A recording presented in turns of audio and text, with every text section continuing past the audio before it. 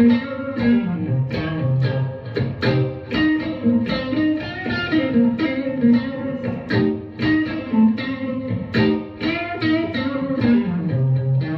John Mayer vid has been heavily requested over the past few months, and I'll put a link to the video in the description below. John posted this on Instagram quite some time ago, and he's basically talking about utilising box 5 as a minor pentatonic instead of usually thinking of it as a major pentatonic. And it's great because he does this example in the context of the 12-bar blues. So I'll play it all the way through and then we'll break it down lick by lick with tabs. So I'm going to show you what that's like. This is playing a minor pentatonic in C, but in that same area as a major.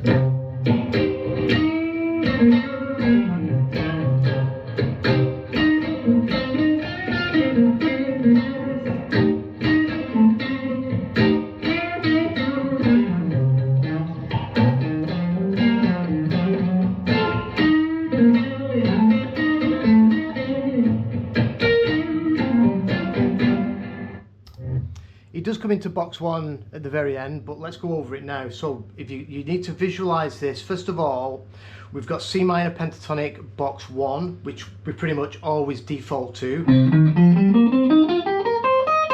off the 8th fret. So if we play that box 5, you've got the position right behind it.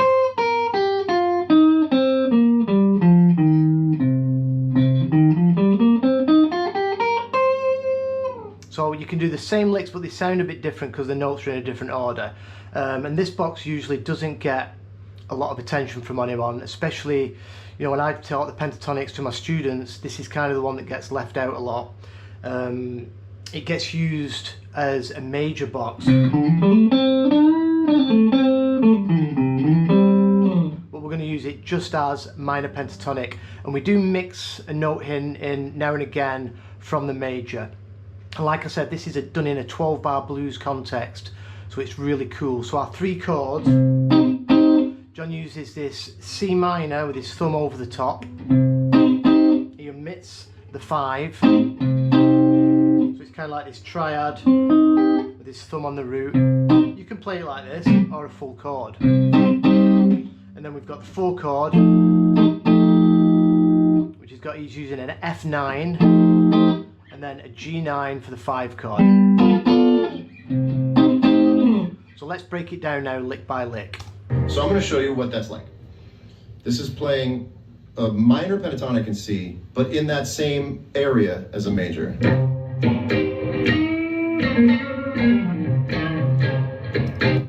Right, so straight away he comes in and he's on the G string, and the G string on the 8th fret. Now we're coming into this, we're bending up this minor third.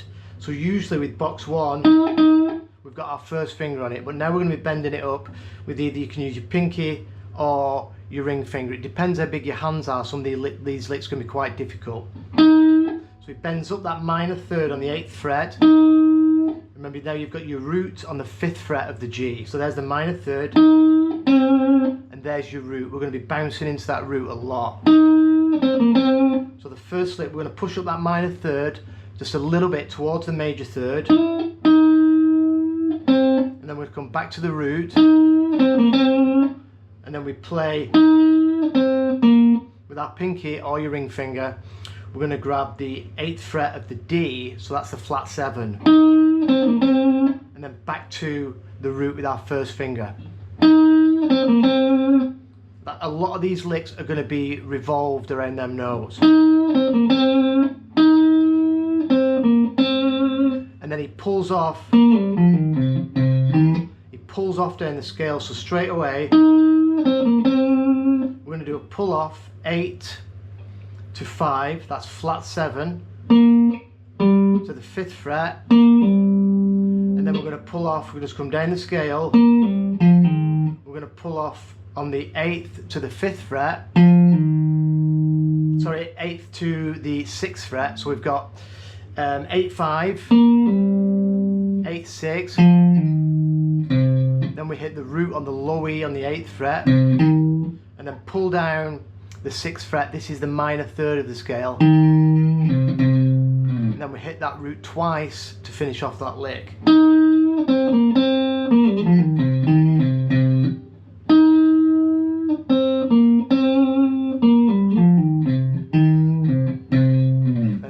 to that lick, he comes back in and he hits that C minor chord there on the 8th fret.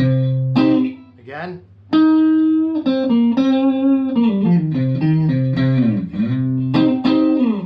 Really slow.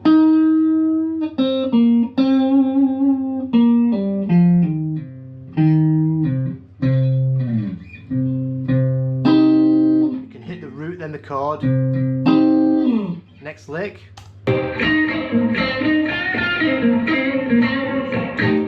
Right, now he comes in and does a lick and moves to the 4 chord. He's going really fast on this, so you've got to work on these things slowly. Again, we're going to come in on that minor 3rd and give it a tweak. But then we're going to go to a hammer-on pull-off from the 5th to the 8th fret, also on the G string.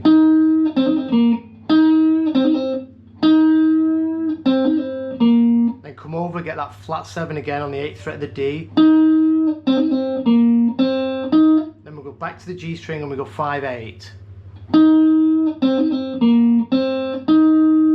And then with our first finger we're going to come up to the 6th fret of the B string and we're going to push that up a half step and then come back down and play the 6th fret again.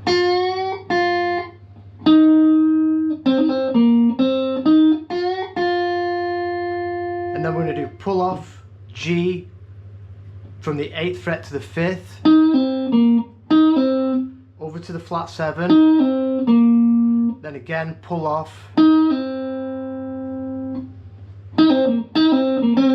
I've done a mistake on the tabs, this should be 8th fret there, I'll put it as 9. So that whole lick so far.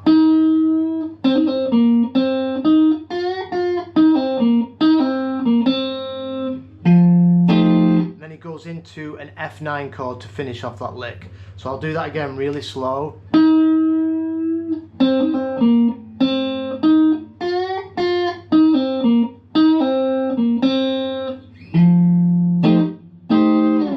One more time.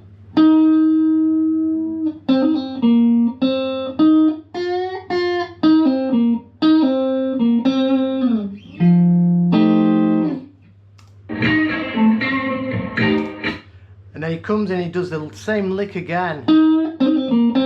We bend up the minor 3rd. So after that F9, we're going to bend up that minor 3rd. And we're going to do that same lick. Hammer on pull off on the G. From 5 to 8. Hitting that flat 7 on the D, the 8th fret. And then he goes back to that F9 chord and punches that one more time.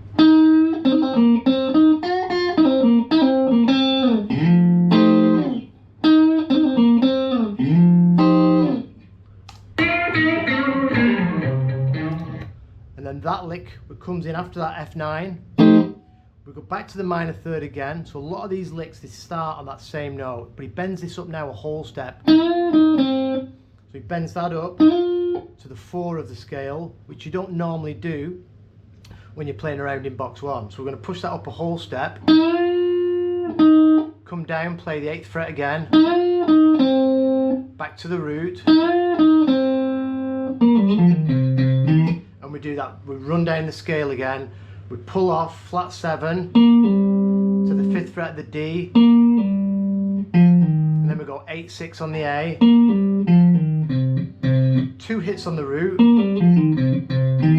and then we finish it off with a minor 3rd bend, by bending the minor 3rd a little bit towards the major 3rd on the 6th fret, and then we leave that lick there.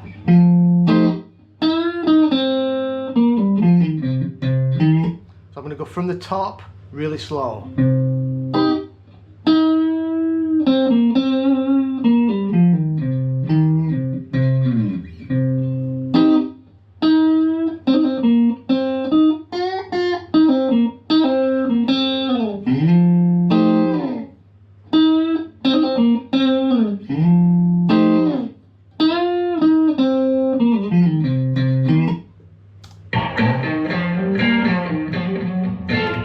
The next lick he's going to come into the 5 chord. So he comes in from the 6, he slides into the root on the 8th fret of the low E, and he uses, when we're in box 1, and we have this extension coming out of the back of box 1,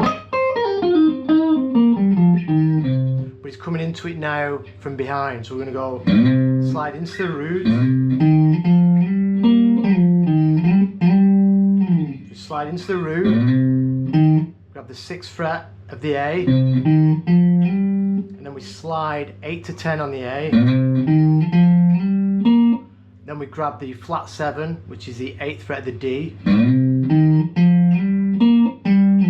We slide back from the 10th fret with our ring finger to the 8th fret, back to the minor 3rd on the 6th fret, and then he slides in twice back to that 10th fret of the A. That's the root of your 5 chord. And then he plays that 9th chord, the G9 right there. So cool lick.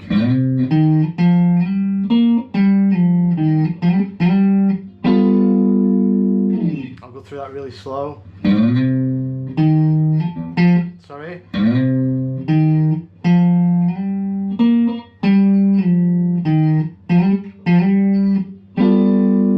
Plays the 5 chord.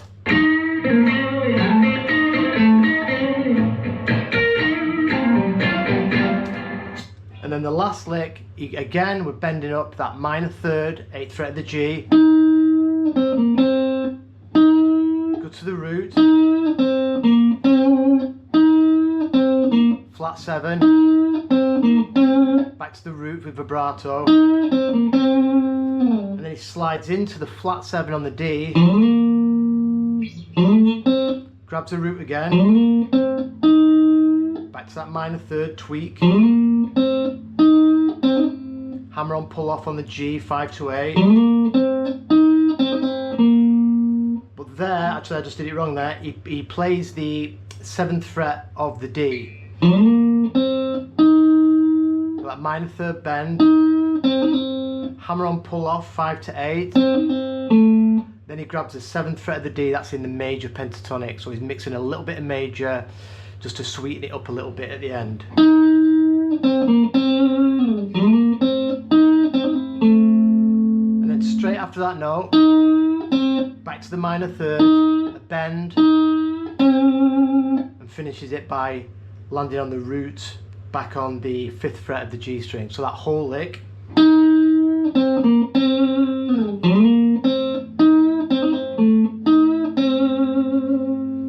And then he comes into box 1 to finish it off. He plays the flat 7, 11th fret of the B, and he plays a minor 3rd with a bit of vibrato, pulls off D string, 10th fret to the 8th fret, that's root to the flat 7, so he's just playing chord tones here. So he does that pull off, root to the flat 7, and finishes on that 10th fret of the A, which is our 5 chord, just to finish it off. So that lick.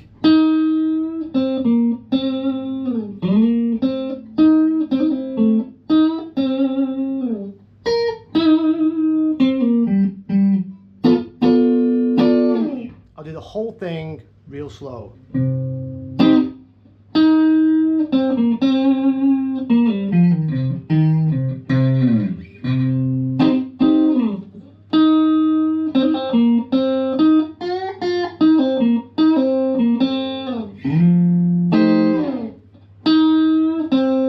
Sorry.